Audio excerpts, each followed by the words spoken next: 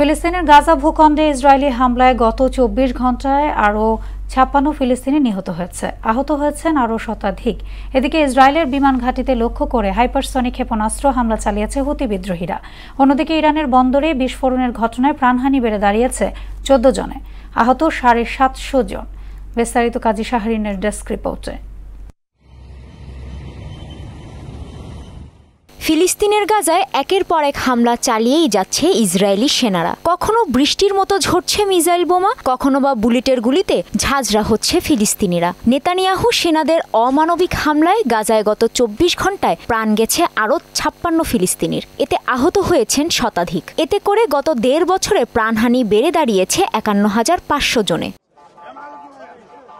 মধ্যস্থতাকারীদের কাছে হামাস যুদ্ধবিরতির একটি নতুন প্রস্তাব উপস্থাপন করেছে। হামাস বলছে তারা কায়রোতে মধ্যস্থতাকারীদের কাছে যুদ্ধবিরতি, বন্দি বিনিময় এবং গাজা পুনর্গঠনের জন্য একটি নতুন চুক্তি উপস্থাপন করেছে। এরই মধ্যে ফিলিস্তিনের নতুন ভাইস প্রেসিডেন্ট হিসেবে হুসেইন আল শেখকে নিযুক্ত করেছে ফিলিস্তিনি মুক্তি সংস্থার নির্বাহী কমিটি।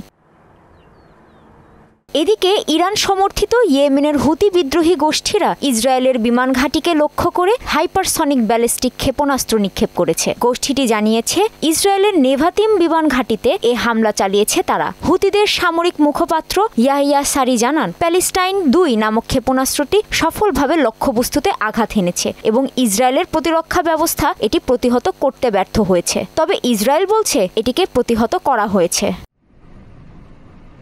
অন্যদিকে ইরানের বন্দরের শক্তিশালী বিস্ফোরণের ঘটনায় প্রাণহানি বেড়ে দাঁড়িয়েছে ১৪ জনে। এতে আহত হয়েছেন ৭৫০ জন। শনিবার দেশটির রাজধানী তেহরান থেকে ১০০০ কিলোমিটার দূরে অবস্থিত শহীদ রাজৌই বন্দরে এ ভয়াবহ বিস্ফোরণের ঘটনা ঘটে। ইরানের সংকট ব্যবস্থাপনা সংস্থার মুখপাত্র হোসেইন জাফরি জানান, কন্টেইনারের রাসায়নিক পদার্থ ও তরলের দুর্বল মজুদের কারণে বিস্ফোরণ হয়েছে। কাজী শাহরিন, মোহনা সংবাদ।